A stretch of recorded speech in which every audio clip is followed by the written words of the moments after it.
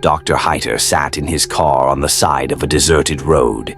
He was closely examining a photograph depicting 3 dogs standing one after the other, each seemingly glued by its snout to the rear of the next. Dr. Heiter liked this peculiar chain of animals. While he was undisturbed, a large truck parked right behind him.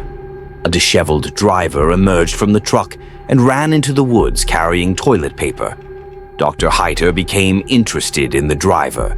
He got out of the car, took a small caliber rifle with him, hid it under his coat, and followed the driver. When the driver stopped by the bushes, Dr. Heiter aimed the rifle at him. Jenny and Lindsay, charming tourists from the USA, came to Germany seeking new experiences. They were staying at an inexpensive hotel and planned to go to a club. Lindsay was telling a friend over the phone about a new acquaintance, a waiter who Jenny liked. They were invited to a party. The girls set off by car but got a flat tire on the way and were stranded in the wilderness. Lindsay tried to call the car rental service, but her phone had no signal.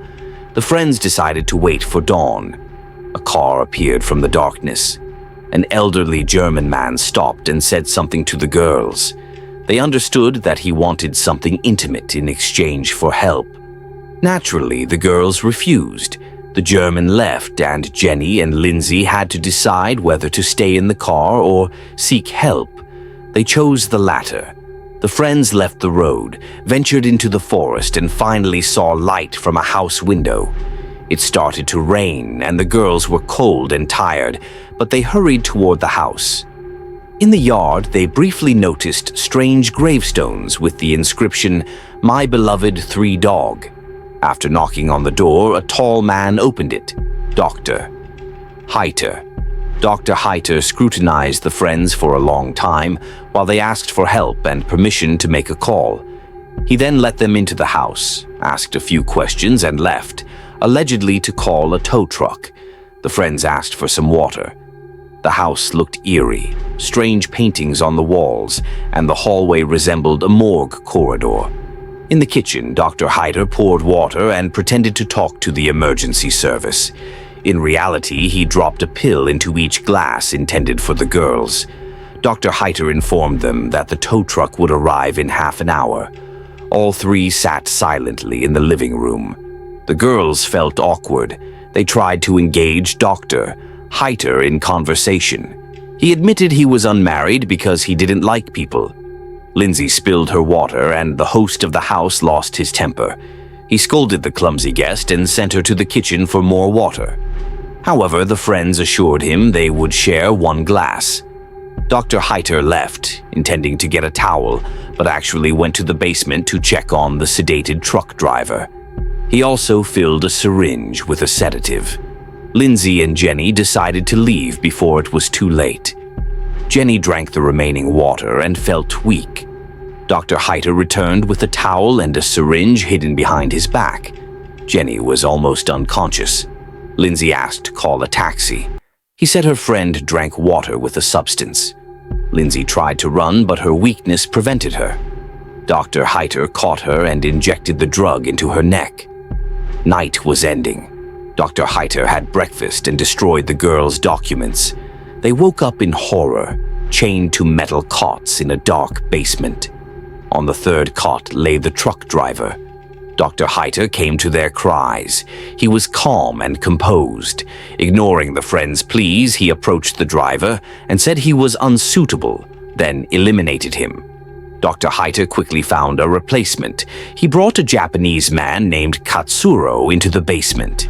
Then he introduced himself and explained that he had worked as a surgeon for a long time. During his practice, he separated conjoined twins, but after retiring, he got bored and decided to perform a reverse operation to create such twins. His first experiment was uniting dogs into an unusual, multi-legged creature, and now he decided to create a human centipede. Dr. Heiter explained in detail to the friends and Katsuro how he would conduct the operation. Besides directly connecting their mouths and anuses, he planned to deform their kneecaps for more convenient movement on all fours and to increase the system's efficiency. Before the operation, Dr. Heiter sedated Katsuro and then did the same to Jenny. However, Lindsay seized the moment when the surgeon was occupied with her friend and used her teeth to untie the straps holding her hands, freeing herself. Jumping off the cot, she didn't notice that an IV needle was in her vein and tore it out during her escape. In a rage, Dr. Heiter overturned the cart with his instruments and chased after Lindsay, who hid in one of the rooms in the house. She tried to remain quiet, but Dr. Heiter found her and threatened her with a terrible fate if she didn't open the door. When Lindsay didn't give in to the threats, he disappeared. Lindsay attempted to escape through the window, grabbing a desk lamp to break it, but Dr. Heiter stood behind the curtain with a rifle in hand. He shattered the window from outside, and Lindsay ran through the door, opening it only after several attempts. She raced through the house, opening one door after another, until she found herself in a pool and fell into it. Dr. Heiter caught up with her and loaded his rifle with a tranquilizer dart, but Lindsay didn't give up. She dived underwater to avoid being shot. Unable to hold her breath for long, she resurfaced, begging Dr. Heiter to spare her. Dr. Heiter told Lindsay that one of the dogs he once operated on also resisted. He planned to turn Lindsay into a similar creature. Horrified, Lindsay agreed to anything to avoid the operation. Dr. Heiter tried to lure her out by closing the pool's overhead shutters, but Lindsay dived again, deciding to drown herself. Just as the shutters were almost closed, a power overload occurred, and the electricity in the house went out. Dr. Heiter left to fix the problem, leaving Lindsay alone. She got out of the pool and, remembering her friend, returned to the basement where Jenny and the unfamiliar Japanese man lay unconscious. Lindsay pulled her friend out, dragged her upstairs and out of the house, but she didn't get far before Dr. Heiter shot her in the back with a tranquilizer dart. Lindsay lost consciousness. When they awoke, all three were on the operating table.